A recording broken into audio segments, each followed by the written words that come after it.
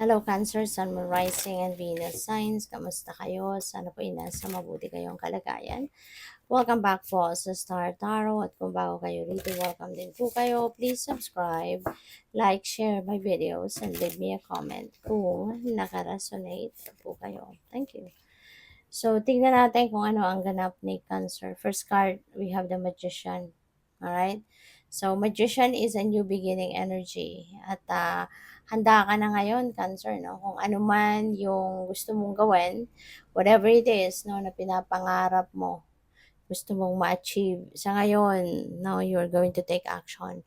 You're going to take steps forward, no, para makalapit ka na dito sa kung ano man itong minimiti mong gawin, no? Or gusto mong ma-achieve sa buhay. So, good luck. We have Five of Wands. So, conflict ito, no? Pwedeng conflict ito sa trabaho. Pwedeng conflict sa pamilya. No? Depende sa inyong sitwasyon. But merong hindi dito pagkakaintindihan. Baka meron ditong siguro, kung ano man itong gusto mong gawin, siguro, no? Ano man itong pinaplano mo, maaring kung sa pamilya to, pwedeng may hindi approve dyan, no? Merong hindi nag-a-approve sa'yo.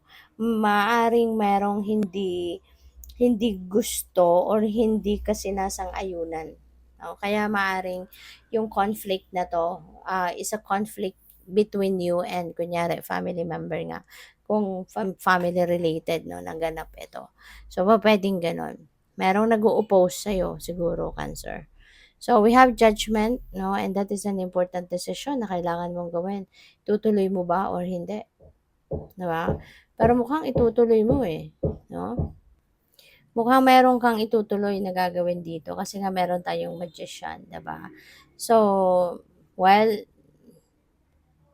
siguro hindi mo naman kailangan, 'di ba, yung approval ng iba dito. Kaya magdedesisyon ka na itutuloy mo pa rin. Kasi you know pretty much, 'di ba, kung anong kakayanan mo. You know pretty much, 'di ba, kung ano yung gusto ng soul mo, kung yun ang bulong ng intuition mo. So, 'di ba, mas maganda nga din talaga na makinig ka sa sarili mo kasi mas kilala mo ang sarili mo at mas alam mo kung anong mas makakabuti para sa'yo, 'di ba? Kaya, yeah, but anyways, pag-isipan mo pa rin mabuti, paghandaan mo kung ano man yung gusto mong gawin, 'di ba? Get ready for it kasi at saka magandang pag-isipan talagang mabuti pag nilay-nilayan mo ang desisyon na ito. Kasi may mga desisyon tayo na hindi na natin nababawi, 'di ba? May mga desisyon tayo na hindi na natin ah mababago kapag nasabi na natin, 'di ba, nalaman na ng ibang tao. Lalo-lalo na kung yung bagay na 'to, merong involved na ibang tao pa, 'di ba? So, kapag nasabi na natin, maaaring nag-take action na din, based on your decision yung ibang tao tapos bigla mong babawiin, 'di ba? So, parang nakakasira din yun ng 'no, ng relationship, 'di ba, doon sa ibang tao. So, kasi siyempre kung lalo-lalo na kung nag-ano na sila, nagkapital na, nagbitaw na ng pera, yung mga gano'n.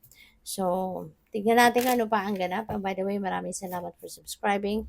And if you haven't subscribed yet, subscribe na kayo. And also, maraming salamat din for not skipping the ads. Malaking bagay po yan sa akin. And also, please click the join button sa baba ng video. Gusto po ninyo na mag-join kayo sa membership. So, we have accepting help and guidance. Ayan. So, siguro, merong magbibigay sa iyo ng gabay, no? Maybe you are also being guided by someone. Baka meron ditong mga, alam mo yun, mga very supportive of you at baka nagbibigay din sa iyo ng gabay. Or this could be your intuition. This could be your intuition na binubulungan ka talaga kung ano ang best para sa iyo. And this is also a reminder para sa iyo na, kung kailangan mo ng tulong, if you need help, don't hesitate to ask for help from other people. Kasi, kung kailangan mo ng tulong, 'di ba?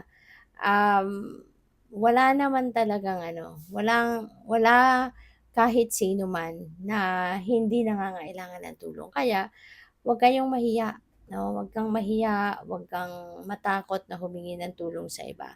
Kasi lahat tayo, we are all entitled for help, 'Di ba nga may kasabihan na no man is an island, kasi at some point sa buhay ng bawat isa sa atin, mangangailangan at mangangailangan tayo ng tulong ng iba. Kaya huwag kang mag-alala, 'no, huwag kang matakot, huwag kang mahiya na humingi ng tulong sa iba kasi lahat tayo, 'no, puwede tayong humingi ng tulong, okay. So, what else? We have the puppeteer, apologies and explanations. Siguro meron ditong magso-sorry sa'yo. Kung sino man itong maaaring nakikipag-away sa'yo, nakikipagdiskusyon, 'di ba? Maaari na eventually that person is going to apologize sa'yo, or this could be someone else, 'di ba? Maaaring ibang tao ito na nagkaroon ng nakagawa ng pagkakamali sa'yo, 'di ba, nakagawa ng hindi maganda sa'yo in the past. So, ngayon maaaring siya ay mag-a-apologize sa'yo. Maaaring siya ay hihingi ng iyong kapatawaran, hingi ng pasensya sa'yo sa ngayon, 'no? So, 'yun, mag-a-apologize, mag-e-explain siya bakit nagawa niya 'yun, bakit gano'n ang actions niya, bakit gano'n yung mga nasabi niya. So, 'yun, maaaring merong mag-aano sa'yo. Sa pagso-sorry ito, maaaring magkakalinawan kayo kasi maririnig mo din kung ano yung side niya, 'no? Maririnig mo na kung ano yung explanation niya. So, your next message is the Archer, biding your time and planning ahead. Ayan. So, alam mo, kung meron talaga kayong plano, meron kayong gustong gawin, 'di ba, mas maganda talaga, it's very practical na pagplanuhan. Mas maganda talaga pinagpaplanuhan, pinagtutuunan ng pansin at pinagpaplanuhan kung ano man ang gusto mong gawin before you take action. Kaysa kasi na yung parang tatalon ka agad-agad sa hindi mo naman pinag-isipan, hindi mo pinaghandaan, konting impormasyon lang ang nalaman mo, then you're jumping into it, 'di ba? Kasi mas lalo kang matatagalan, mas lalo kang mahihirapan.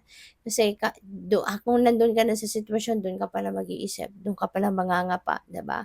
Whereas, kung pinagplanuhan mo 'yan, pinag-isipan mo man lang, so at least you will come up, 'di ba, with a concrete plan. You will come up with plan A, plan B, plan C, 'di ba? Para kung hindi mag-materialize yung plan A, may plan B ka. Hindi mag-materialize ang plan B, may plan C ka.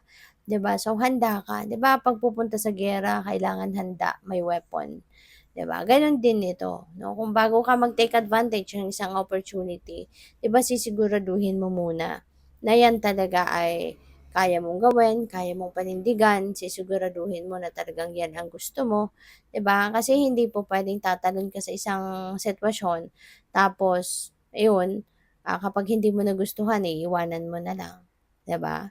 So, yun, kaya mas maganda na pinagpaplanuhan ang lahat. Mas handa ka, mas malaki ang tyansa mo 'no, na mapagtagumpayan mo kung ano man ang bagay na 'yan. So, good luck. Thank you for watching. Love and light. Namaste.